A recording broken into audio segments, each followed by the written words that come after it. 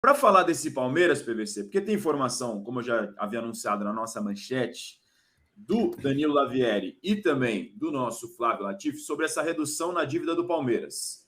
Ou seja, era de 172 milhões no final de 2019, essa dívida foi reduzida para 43 milhões, é o valor que tanto o Flávio quanto o Danilo Lavieri apuraram e publicam hoje no All Sport. É uma redução drástica dessa dívida. O Palmeiras traçou um plano para pagar esse débito que tinha.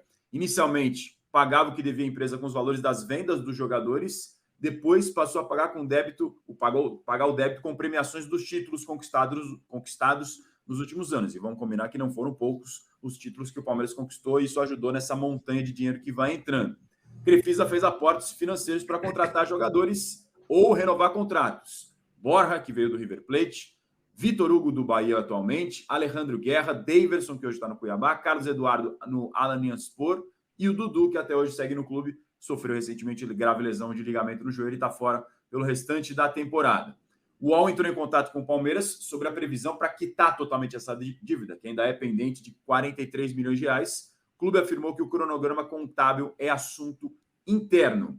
E também Danilo e Flávio informam que o Palmeiras pagou 64,7 milhões para a Crefisa no ano passado. No final de 21, a dívida estava em 119 milhões. O clube conseguiu pagar esse valor de 64,700 milhões e a dívida teve a sua primeira queda significativa. Crefisa, que é administrada pela Leila Pereira, e o seu marido, o José Roberto Lamáquia, são os ativos ali, são os administradores das empresas. A Leila, que também é presidente do Palmeiras. Primeiro, queria te ouvir, PVC, sobre essa redução da dívida. É um valor significativo.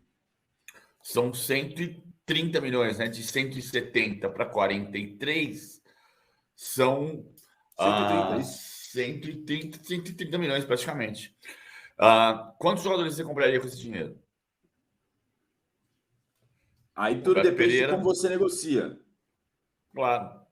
E aí você tem a discussão. Eu ainda penso que a questão dos reforços, ela não é uma garantia de que você vai jogar bem, mas tem um time mais forte. Por exemplo, o Flamengo contratou o Alan por 9 milhões de euros e o Alan só foi titular em 5 jogos nos últimos 2 meses e meio.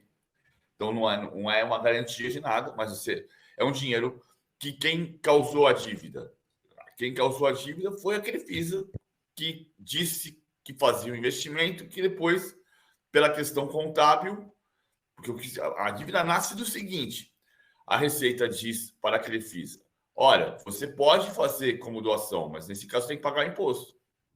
Ah, é? Ah, não, então é empréstimo. E aí virou dívida do Palmeiras. E aí, nesse momento, a presidente Leila diz: o que eu vou fazer com esse dinheiro? Eu vou contratar um jogador, vou pagar um pouco mais no Aníbal Moreno, ou eu vou pagar a dívida com a Crefisa? Mas peraí, tô com essa mão e tô com essa mão. Né? Ou, se você preferir, como você fez a metáfora das canetas, eu assino com essa caneta e depois eu assino que eu pago um empréstimo com essa caneta e eu assino que eu recebo um empréstimo com essa caneta. E aí chegamos ao debate sobre o conflito de interesses, né, PVC? Porque são funções que, em algum momento, isso ia acontecer. Era claro que isso ia acontecer em algum momento, porque são funções que acabam uma entrando dentro da outra. Queria te ouvir sobre isso, Bellatini. Como é que você vê essa história? Você enxerga esse conflito de ser a presidente do clube e também administrar as ações da principal fornecedora, da principal patrocinadora, a Crefisa? O conflito sempre existiu, né? Desde a época que ela queria ser presidente, ficava bem claro que tinha esse problema. Como é que você vai sentar até para discutir uma renovação do patrocínio? E se um outro patrocinador fizesse uma proposta mais interessante, como é que ficaria essa situação? Então tinha esse conflito. E essa questão, como o PVC falou, o Palmeiras está resolvendo hoje o problema da Crefisa, que a Crefisa criou para ela, que ela não tinha ideia que não podia doar assim jogadores, uma empresa aberta, você não pode fazer uma doação de milhões.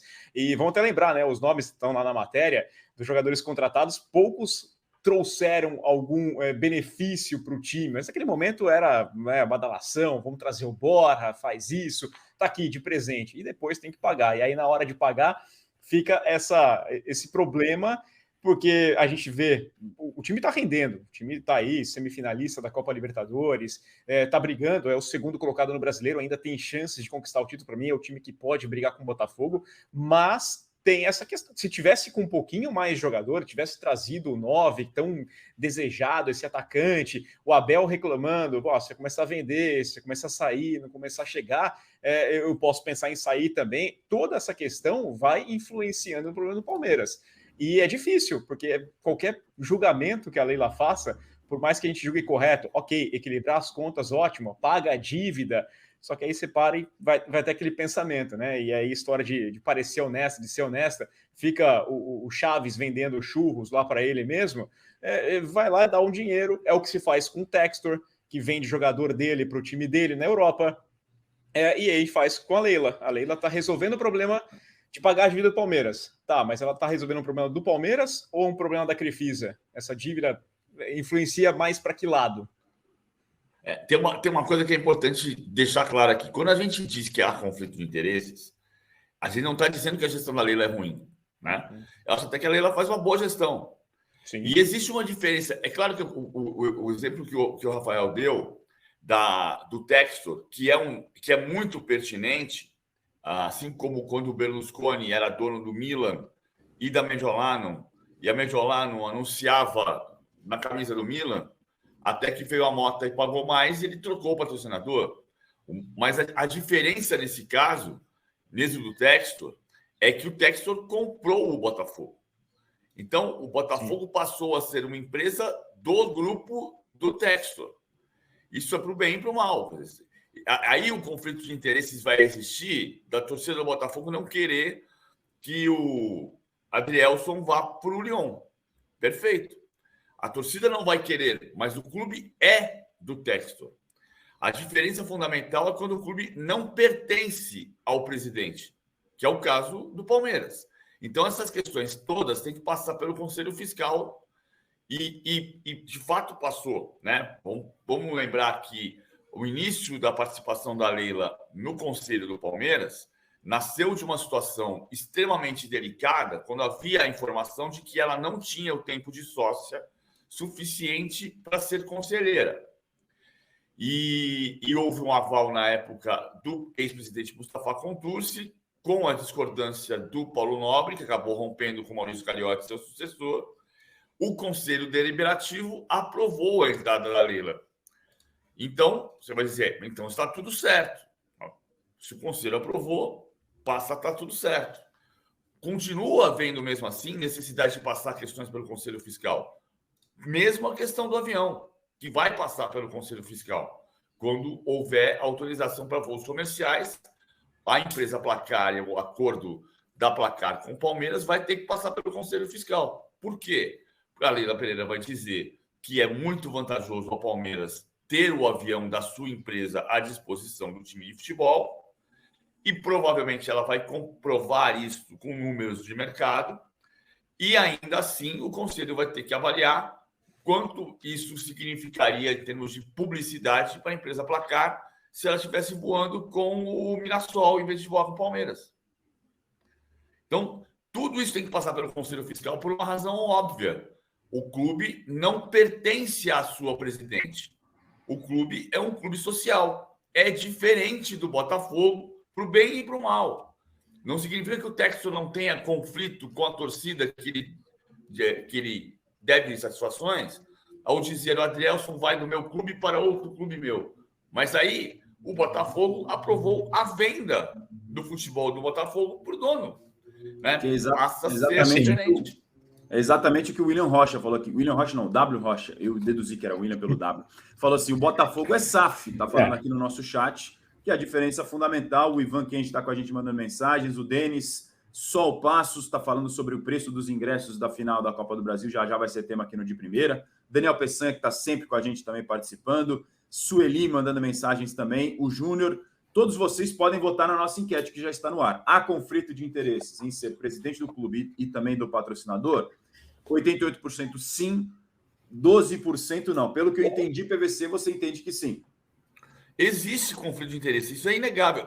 A Leila sempre disse que não há conflito de interesse, porque ela entende que já renovou o contrato antes do início do seu mandato, mas é o que o Rafael disse, se chegar uma empresa querendo pagar 3 vezes, não é porque você tem uma empresa que quer pagar 3 vezes que você tem que assinar com essa nova empresa. Você pode achar que a nova empresa não é confiável, ou você pode privilegiar o acordo que você tem de tempos atrás, ok. Mas quem tem que avaliar isso é o clube. E quando quem avalia isso, o presidente do clube, que também é presidente do patrocinador, é muito mais difícil evitar esse conflito de interesse. Então, isso não significa que ela não faça uma boa gestão. Na minha visão, ela faz uma boa gestão, mas há sim conflito. O PVC, eu tenho uma questão até que essas contratações que vieram lá atrás ajudaram muito a popularidade da Leila e da Crefisa. A torcida abraçou ali o Palmeiras, porque chegou o patrocinador contratando o Borja, contratando vários jogadores, né? Agora ela conseguiu aquilo que ela queria, que era ser presidente do Palmeiras. Não sei para você, mas às vezes me passa a impressão que pagar a dívida assim, eu vou fazendo o caminho de volta, eu vou resolvendo aqui o meu problema, porque se eu sair da presidência, talvez o próximo presidente não vai pagar isso daqui. Eu já cumpri o que eu tinha que fazer, que era ser presidente, e agora eu vou deixar a casa arrumada, porque quando eu sair, por mais que tenha uma relação da Crefisa com o Palmeiras, mas talvez eu não tenha mais essa motivação extra para ajudar dessa forma a equipe do Palmeiras. Eu acho que ela vai ter mais um mandato ainda, e depois entender o que vai acontecer. Né? A relação da Crefisa com o Palmeiras começa em 2015 e começa numa situação curiosa que, na verdade, nunca tinha a possibilidade de ir para o São Paulo, né, PVC? O Lamarck ia para o São Paulo e pediu para visitar o Palmeiras. Antes, era um sábado, e o Paulo Nobre disse, não, esse sábado eu não posso ir, tenho compromisso. Imagina, né? Aí o Maurício Gagliotti virou para ele e falou assim, como? O cara quer botar milhões aqui dentro. Então, é claro que tem um valor na relação Palmeiras e Crefisa. Lógico que tem. Ninguém está negando que tem uma importância da Crefisa nesses últimos anos para o clube. Ninguém está negando que o Lamarck tem uma paixão de torcedor pelo clube. A questão só é, sim, há conflito de interesse em muitas situações.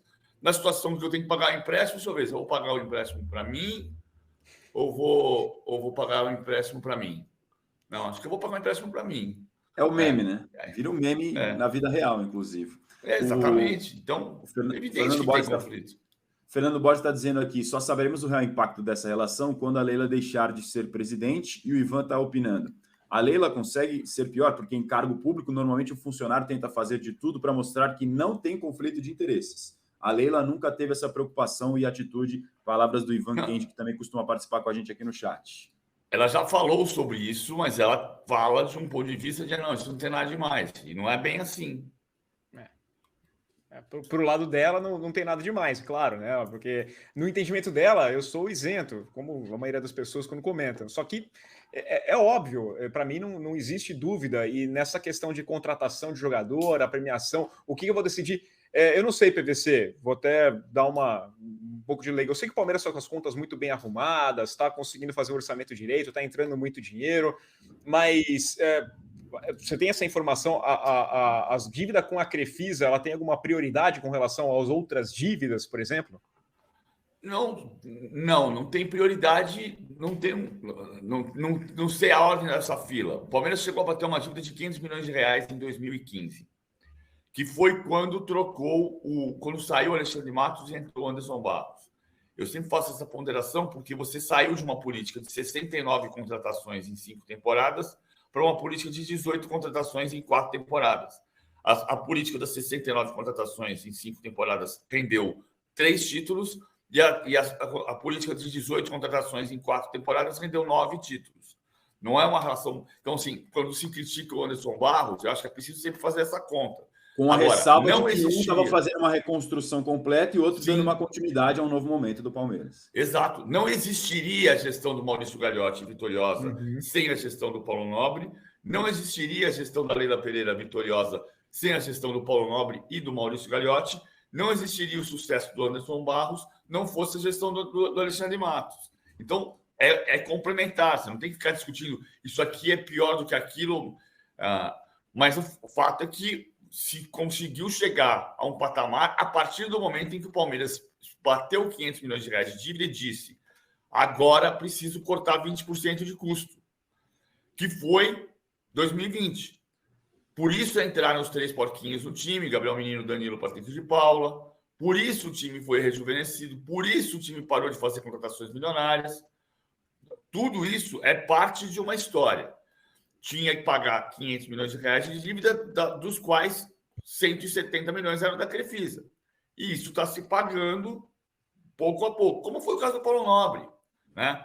A diferença do Paulo Nobre, quando se fala do Paulo Nobre ter sido um mecenas para o Palmeiras, a grande diferença é que o Paulo Nobre fez o seguinte: o Paulo Nobre fez um empréstimo a taxas de juros muito inferiores ao mercado, foi ao Conselho Deliberativo, apresentou o que ele tinha feito e disse: agora eu quero que vocês decidam como vão pagar. E o Palmeiras pagou tudo para ele nas condições até mais rápidas do que ele tinha exigido. É diferente, por exemplo, do Marcelo Teixeira, que também tem seus benefícios ao Santos durante tanto tempo, mas o Marcelo Teixeira botou dinheiro. Quando ele perdeu a eleição, ele foi lá e perou a Belmiro. Né? Lembra disso? É diferente essas relações de mecenas. A do Paulo Nobre foi uma o Palmeiras não teria saído da crise que estava sem o Paulo Nobre, mas o Paulo Nobre não foi um mecenas simples, porque ele botou o dinheiro e foi lá no conselho e falou assim: olha, eu fiz isto, quero que vocês aprovem ou recusem. E você está jogando dentro da regra do clube. E depois isso foi pago num plano a longo prazo para o Paulo Nobre, da maneira que foi acordado lá atrás, e já foi, inclusive, até quitado. Pelo que eu entendi, Bellatini, teu voto é sim, então, na enquete, né? Sim, eu acho que é sim. E até essa questão do Paulo Nobre, né? O Paulo Nobre fez um papel fundamental ali naquele momento, que o Palmeiras tinha uma crise atrás da outra, vivia naquela conturbação, e vamos lá, o Palmeiras tem mais sócio, arrecada mais com o seu estádio, tem a renda do estádio, tem a renda do sócio, tem a renda... muito por conta daquele trabalho que foi feito lá atrás. Talvez se o Palmeiras não tivesse encontrado um caminho ali, como o PVC falou, né? O Gagliotti depois colhe os frutos disso, a Leila colhe os frutos desse trabalho todo, mas ali é o começo. O Palmeiras convivia bastante na época com o PVC ainda, a gente via e era um problema atrás do outro, e é claro que quando as coisas se arrumam, o time passa a ser bom e isso traz mais dinheiro. A questão de contratar jogadores também, né, PVC? Não adianta contratar um monte e contratar errado. É melhor contratar um, às vezes um pouco mais caro, certeiro. O rival Corinthians está pagando a conta pelas enormes quantidades de contratação de bagre que contratou nos últimos anos. Bellatini e eu, Razan, a gente fazia rádio ESPN. E aí, teve um programa na rádio ESPN quando o Filipão brigou com o Kleber, gladiador, lembra? Sim. Que foi o episódio o João Vitor estava de folga numa quarta-feira à tarde, o Palmeiras ia viajar para enfrentar o Flamengo no Rio. O cunhado do João Vitor discutiu com o torcedor da Mancha, saíram na pancadaria. O João Vitor chega na academia todo arranhado, todo rasgado. Os jogadores disseram: não vamos viajar. Bom, aí ficou um impasse. O Filipão trouxe o delegado no vestiário para falar o que tinha acontecido de fato, ou seja, tinha a culpa do torcedor, mas tinha a culpa também dos parceiros do João Vitor. Entendeu-se a questão, o Palmeiras disse que ia viajar, alguns jogadores disseram: não, hoje nós não vamos viajar, só vamos viajar amanhã. E criou-se o impasse e a briga do João Vitor, do Kleber com o Filipão nesse cenário. Estou falando só pelo cenário político do clube, como mudou. Nossa. Né? O presidente era Arnaldo Tironi. No dia seguinte, na Rádio ESPN, eu pergunto para o Arnaldo Tironi: presidente, o Filipão não quer mais trabalhar com o Kleber. O que o senhor vai fazer? E o Tironi respondeu assim: olha, o Palmeiras tem hierarquia, o presidente está acima. O que o Felipe decidir, nós vamos acatar. A hierarquia é o contrário. Tá acima, então o que ele falar a gente ouve e tá ótimo. Então, digamos que no cenário de 12 anos atrás, a situação do Palmeiras hoje é fabulosa, né? Não, Não tem nem comparação, né? Não tem nem comparação. Agora, a gestão é boa, mas que há conflito de interesses há. Depois dessa saborosíssima história lembrada pelo nosso PVC, eu peço mais uma vez o seu voto aqui na enquete. A maioria entende que sim, tem conflito, 85%. A minoria, 15%, entendendo que não. Miriam Helena mandando mensagens, o Danilo Pires, Lois Bernardi sempre também com a gente, o Cleberson Martins, o Gustavo Franciscato, o Danilo Pires também já falei dele, e o Leonardo Sobral, todos com a gente aqui no De Primeira. Belatini, obrigado por ceder uma parte do teu tempo nesse feriado de 7 de setembro para conversar com a gente aqui no De Primeira e relembrar histórias com o PVC. Muito obrigado, eu que agradeço aqui o convite e sempre que precisar, prazer enorme falar contigo e falar com o PVC também.